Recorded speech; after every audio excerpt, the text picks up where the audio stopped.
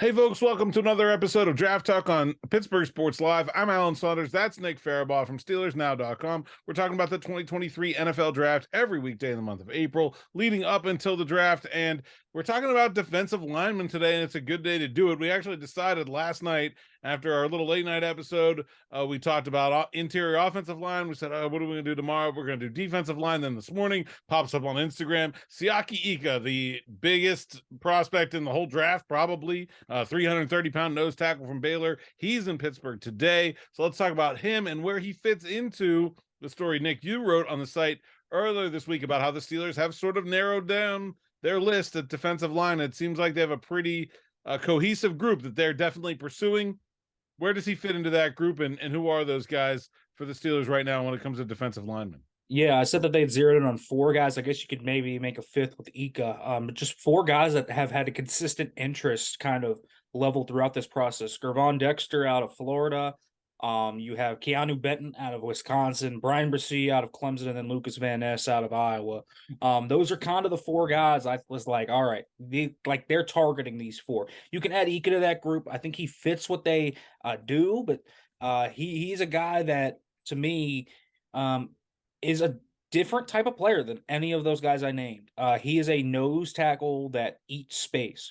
He's not really a great pass rusher, but he's just a dude that just I don't know. He's like Braden Fajoko, but very similar to Braden Fajoko in my opinion. Probably a little better, but very similar. So I don't know. He's a little bit of a different player. When we're talking about him, I don't think he offers as much flexibility as the other four, but he's a big dude, man, and I think it's pretty clear that they could go any way with this interior D line pick. They could go with the 5 tech, they could go with the 3 tech, they could go with a nose. I mean, there's three different ways they could go here to me. They could, even if they really want to, they can draft two of these guys if they really feel like they want to. Especially one of them, Zika, who's sort of limited to one position, right? Yeah. Maybe a guy like Luke Van Ness you can look at and say, oh, maybe this guy can do a couple different things, right? But, it's really three positions that the Steelers have on the defensive line, right? They have a nose tackle that works on their traditional 3-4 base defense. Then they have two defensive ends, sort of traditionally call them 5 techs, that are usually face up on a lineman. And then you have your four-man front, what they use in the nickel and the dime, where usually they're like what we used to call a 3 tech or a 4-eye, where you're single gapping, and it's a little bit of a different defense. It takes rare guys to be able to do like two of those jobs. Three is basically impossible, right? You look at a guy like Cam Hayward or Stephon Tuitt, who was obviously very able to. Where do all of these guys fit in the Steelers defense? Those three positions on the Steelers defensive line. Yeah, so I think put Prezee and Van Ness at a 5 tech. I think that's where you put that. And maybe Van Ness could slip inside a 3. He's done that. I think out of all these guys, to me, those two are versatile. Like I can probably Van get Ness has done some of yeah, he's done 3. He played 3 tech, and then he played rush Why end, not? like a 7 tech at Iowa. Yeah, so Van Ness has played anywhere from 3 to wide 9. So is Brzee at times, although Brzee usually sits in the 7-3 area more, especially that 5 area. So I think that's where you fit them in. I think Dexter's kind of interesting because I think he's the true 3 tech out of all these guys, which I don't really see in like any of the other guys. Like if you're looking at a guy that's a true 3 tech, like a 4-3-3 tech. Like if you're talking about that traditional guy, that's Gervon Dexter. Like he's a traditional 4-3-3 tech. And then you look at Benton, who to me 2-eye to 0 probably maybe can play 3 tech, but he's got to up his pass rush skills. And then Ika to me is a strict nose. So that's kind of interesting where you fit those guys in. And outside of that, I mean, we just haven't seen a lot of documented interest in other guys. I mean, you could throw in names like Mozzie Smith. I think that makes sense for them. But again, he's not, to me, he's a guy that's kind of not versatile. I don't think it's a very versatile group. There are other guys that we haven't mentioned, but out of those guys that have consistent interest, that's kind of where it is. I don't know where the Steelers are going to go because it's kind of, do we want a Cam Hayward replacement? Or do you think Cam's going to retire soon? I don't know. Do you want the nose of the future because Montravius Adams and Fajoko are both on 1-year deals at this point? Or do you want a 3 tech, which you have now, in my opinion, now that you have Larry Ogunjobi on the roster, but that also goes into a kind of I think I'll mention this later, but I think it depends a lot on what they think Marvin Liao is going to be. Yeah, right. No, that's exactly where I was going to go next, actually. So let's do that because what they have on the roster is very interesting. You have Montrevious Adams, who's like basically can play nose to three. Fahoko, kind of in the same vein, like probably more of a pure nose. But I mean, if they put him out there, the three tech, I think it'd be okay. Um, Cam and Larry are going to play three tech most of the time, but could probably play. Cam's played some nose. Larry has played some nose. I don't think it's a great idea for either of them to be doing a lot of it. Cam obviously plays a lot of five tech. You have Isaiah Loudermilk in there. It's like a depth piece. Fits probably best as a three or a five. DeMarvin Leal is very interesting though, right? Because where he fits changes, I think, the needs at this position. Most of DeMarvin Leal's playing time last season was as an edge rusher, was as a seven tech or a something like that. He also played a lot of end in the 3-4 defense, five tech. He didn't really play inside that very much, despite sort of being drafted as an interior defensive lineman. If that continues, where does this go? Like, what does that cross anybody off? Or if DeMarvin Leal shows up for minicamp at 295, does that change your mind about some of this? To me, it's like Van Ness is just like, because if you assume that Liao is going to do what he did last year, which is edge to a little bit of inside work, which is essentially five out. I mean, that's basically Brissy and Van Ness. So to me, that those guys can play the three, but you don't need those guys as urgently unless you really think that they are going to be like true cornerstones. And I don't think either of them fit into that mark just quite yet. I mean, if he's a guy that's going to shift full interior, now I'm more open to a Van Ness or a Brzee because I think that gives me my two five techs of the future because Liao would be the other five tech, and then you have whatever you want, Brzee, Van Ness, whatever. If he's not going to play any three tech at all, which is basically what he did last year, they tried him and he was awful at it. So they just, all right, keep you outside. That to me raises Gervon Dexter very high up on the list. I actually think that Dexter and Benton are the two likeliest out of these because I think Benton has three tech potential. I don't think he's a three tech yet, but I think there's a three tech in there.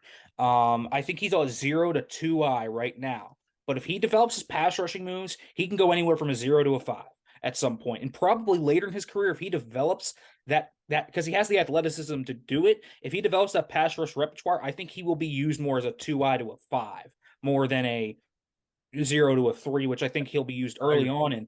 But to me, Liao's entire role here is he going to be a 3 to 7 or is he going to be a 5 out? 5 to 9. Yeah, right. Yeah.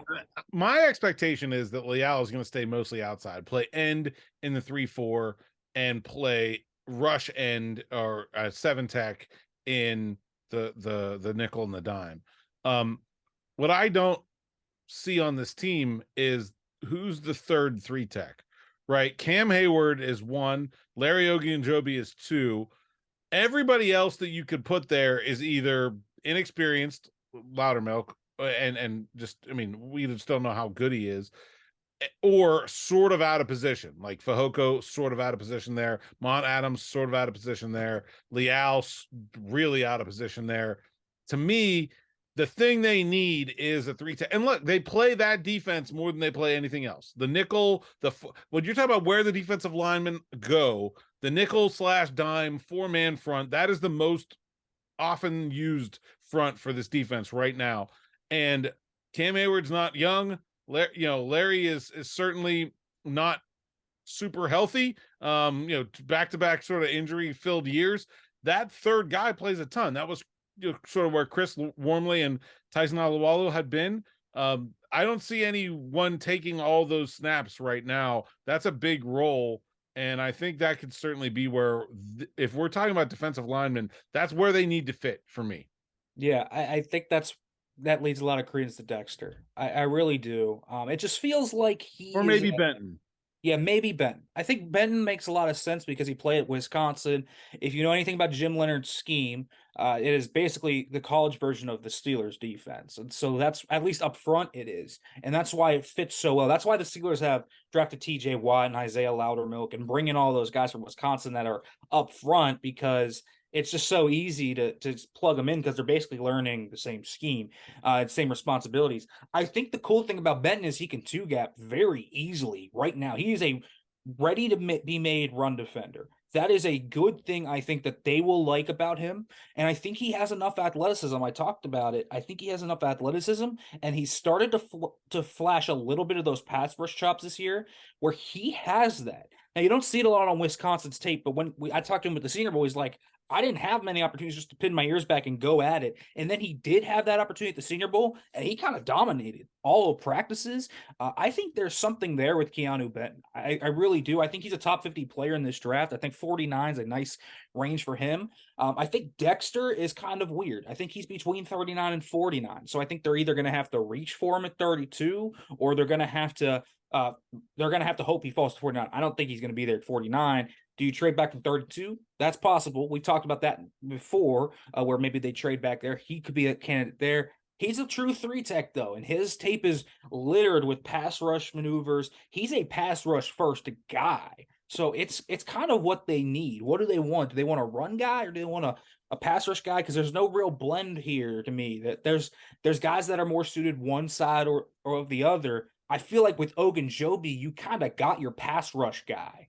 So maybe you go with a more geared run defense guy like a Keanu Benton. I still maintain, I think Keanu Benton's the likeliest of all these options. I think he fits where they want to take D-line. I think he fits their scheme extremely well. And I think it just makes a lot of sense. They basically courted him the whole way here anyways. So it makes sense to me. But I think that's where they will look. I think you need a guy that can maybe be more versatile. And Dexter can not only just play 3, he can play 5. And so, you can get a backup 5 tech. Just think, if they draft Gervon Dexter, he's basically just Chris Warren. That's kind of what he is. Keanu Benton's a little different. And so it depends. I think they need more bodies at that 3 tech to 5 tech option. Because you look at who's actually on the roster right now. So it's Fehoko, Montravius Adams at the nose. You have Jonathan Marshall still there, too, as a practice squad guy. Then you have Marvin Liao, you have Larry Ogunjobi, Cam Hayward, and Ronell Wren. It's just not a lot of guys either, but I feel like they need more guys on the 3 tech to 5 tech side, because, it's possible that they could circle around in season and bring back Chris Wormley. I think that's actually an interesting option for them to maybe bring in like mid-season. But I think that's where we're more likely to see this. And so I think Benton and Dexter, I've long said that. I think those are the 2 likeliest options. Yeah, I will say this about like Van Ness. I really like him as a player. I'm not sure about his fit with the Steelers, but I will say this about him. He has the frame that he could put on like 20 more pounds, and then he really could be like that 3 tech guy. He built like JJ Watt. He's just small right now, but like the frame, like arm length, like height, like that's what he looks like. And obviously JJ played a whole lot of 3 tech in his life. You can certainly do it at that size, but he needs to be a little 15 to 20 pounds heavier.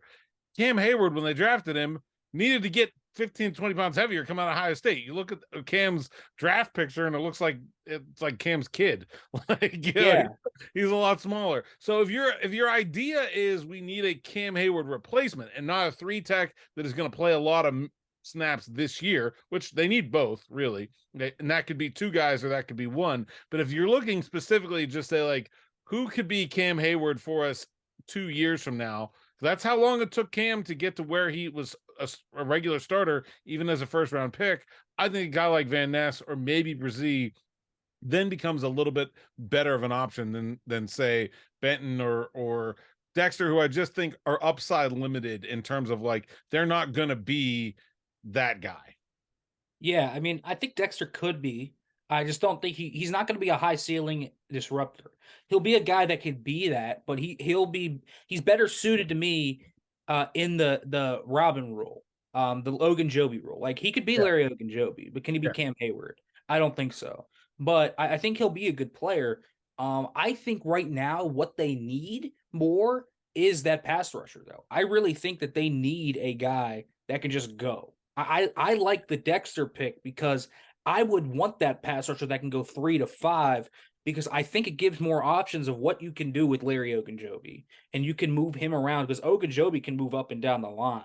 And I think that's one thing we didn't get to see a lot of with Larry Ogunjobi last year. It felt like he was kind of boxed in a little bit. But you look at what he did with the Bengals and you look at what he did with the Browns, and he moved up and down the line. I would try to let Larry Ogunjobi be what he is, which is a versatile chess piece. And that way you also don't have to make Cam Hayward go to nose tackle, where he is just deflated. He's told us he does not like playing nose tackle, and he's not very good at it either. Larry Ogunjobi has played nose tackle and has done it decently in Cleveland. I would rather him be the guy to move around and get those pass rush chops with a guy like Dexter. Or maybe you can bring Benton along that quickly, and maybe he's a guy that can be that. I think nowadays you need that pass rush guy, especially because I feel like he's good. Dexter is good enough in run defense to where a guy like Cole Holcomb and a Landon Roberts can just come right in. I mean, they have two good run stopping inside linebackers. So I feel like you can sacrifice a little bit of run defense for that third pass rushing defensive tackle. But there's another guy we haven't really mentioned, Alan. I think we should mention him, Kalijah Kancey. Yeah, I mean, he's in this conversation, and in terms of like where these guys are in the draft board, Kancey's probably a first round pick. To me, like, he is that 3 tech, right? I mean, that is him. I just don't know that the Steelers are going to be willing to use that high of a pick on a guy that basically could only ever play in their sub packages. What do you think? He's a very weird player, and you look at his size, and it's not an issue as much for me. The 6'1", 283 part, I can live with that. 30-inch arms, though, is a real outlier. Like, to me, Kalijah Kancey's a freak, and people always put him at the Aaron Donald range. I think part of that's obviously that he went to Pitt, but I think the other part is that they measured so similarly in their athletic testing, but it's the arm length to me that just keeps holding me up. I'm like, that's the one thing. Aaron Donald has 32-inch arms. Kalijah Kancey has 30 and 5/8-inch arms. That is going to really hurt him on the interior. I actually think by the end of his career, I think Kalijah Kancey is going to be an edge rusher. I really do. Yeah, And I don't like, know. No, I mean, the arm length hurts more out there. I mean, you have some short arm centers that you can go to war with. There aren't very many short arm tackles in the NFL. We're talking about Peter Skoronski, like he can't play tackle exactly with longer arms than Kalijah Kancey has. So I don't know. The comparison to me for an outside edge rusher would be Melvin Ingram, who has very short arms and wins with his speed, quickness, and bend. And I think Kalijah Kancey can be that, but that's not what the Steelers need. They need a guy that could be in that 3 to 5 role. And that's, to me, also what holds me up with Van Ness. Like, he's just played a lot of different spots, and this year, he fully went out to the edge. I mean, he basically played all edge this year. So, you're messing with that guy's development at this point, to me, if you don't stick him at one core spot. He's very raw. He's very young. That's a good thing for some teams and bad thing for another. I'm not sure you're actually going to get that much out of Lucas Van Ness in 2023. No, I think that's the thing. You don't draft him because you need him this year. You draft exactly. And I don't see the Steelers doing that. I don't think they're in that role yet where they want a guy like that. I think if they're going to take a Cam Hayward replacement, they will go with Brzee, because you can get production out of Brian Brzee this year. Lucas Van Ness has the higher ceiling than Brian Brzee. But I look at Brian Brzee and I'm like, high floor, man. Like, that guy's an NFL starter at some point. So I think that's the option if you want a Cam Hayward replacement. I mean, there are some other interesting guys down the board in this group too. We talked about Mozzie Smith. He's really interesting. He's kind of built like Javon Hargrave, but he's not as explosive as Javon Hargrave, but he's got an absolutely massive lower half, and he eats up space, but he just doesn't have any like pass rush juice. So I don't love that fit. I need. There are a bunch of space eaters like that. Yeah. They those do exist. Like, I could see them drafting a space eater if they did not sign Braden Fehoko. Like, right. That signing like guys to me, like Zach Pickens from South Carolina, like that to me was just one of these guys. I'm like, well, he's big, like he Moro Homo from Texas, like those type of guys that I think I was looking at a little bit more earlier in the process. I think with Fehoko now, like, okay, they don't just need any old big guy. Like they'll, like, to me, it's just like the reason you signed Braden Fajoko is to cross Space Eater off the list. Like, you narrowed your options. Omar Khan's narrowed his options on archetypes at every position that they have had needed, right? Like, you don't need a long zone corner with ball skills anymore because you signed Patrick Peterson, right? Like, Right. that's part of it, but you don't need a Don't need a space eater. run stopping inside linebacker anymore because he Yeah, signed two of them. yeah, right. You don't Like, need a guard at all, but we still talked yesterday about how they're yeah, I mean, somehow it's still into the guards. But I really do see that they're embracing that BPA and they took care of all their big needs. And when we're looking at what they do need, like number 3 D tackle, number 3 outside linebacker on the defense, maybe a pass rushing inside linebacker, maybe a coverage first slot corner. Like, those are really narrow roles. Like, we're talking about needs for guys that are going to play 20 snaps a game. Like, exactly. that's really not that big of a deal. Yeah, and so I mean, Fajoko to me crosses off the space here because you need another guy depth wise at 3 and 5. You like a guy to come in and play right now, and maybe that's a depth signing at this point too. Maybe they look out there and see who it could be. But to me, you have a few really good candidates here in Keanu Benton and in Gerbon Dexter. And if you want to go with an earlier option and you think they're BPA, you have Van Ness and you have Brzee there. So to me, those are the guys that make sense. I think you're looking at a Dexter. I think you're looking at a Dexter Benton situation. I don't think they're going to spend their first round pick on a D lineman. I think it's possible, but it's hard for me to completely see Lucas Van Ness or Brian Brzee being BPA because to me they're very much in that like 25 range where they're good, but they're not quite there. In a I trade can back scenario, I them think that being becomes far more likely. BPA and a trade back Yeah, 100%. but Where you look at the board and when you're doing that trade back math, you say, okay, who are the guys that we kind of like? All right, well, here's the situation at 17. We kind of like Jordan Addison. We kind of like Keandre Banks. We kind of like Luke Van Ness. We kind of like whoever. And all right, well, there's 5 guys we kind of like. Let's trade down 5 spots, and then we'll see who's left. And maybe Van Ness or Brzee is the guy that's left there. I can see that happening. I have a hard time seeing a board where one of those 2 guys is the Steelers' best player available at 17 and they stay at 17. Like, I can come up with some of those boards in my head, but to me, those are just trade down or trade up yeah. boards for the Steelers and not sit there and take this guy who's like a little bit overdrafted and not super exact fit for what they need anyway. Yeah, I think that they're gonna, and this could be a position they move up the board for though. If they see those guys coming off, I could see them coming up from 49 to maybe secure one of Dexter or Benton.